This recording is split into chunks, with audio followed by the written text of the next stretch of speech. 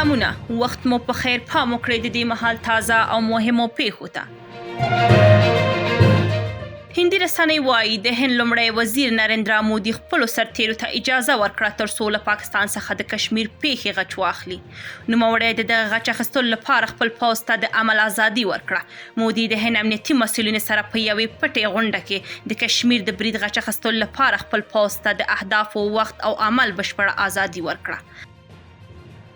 نوموړی داسې مهال خپل پوځ ته پر پاکستان د غچ اخیستلو لپاره د برید اجازه ورکوي چې د پاکستان د اطلاعاتو وزیر ویلي موثق معلومات لري چې له 40 تر 36 ساعتونو پورې به هند پر پاکستان نظامي برید وکړي. دغه تاوتریخوالی د هند کشمیر په پهلګام کې د 10 سیلانیانو تر وژل کېدو او د 12 له ټپي کېدو وروسته راپورته شوی دی.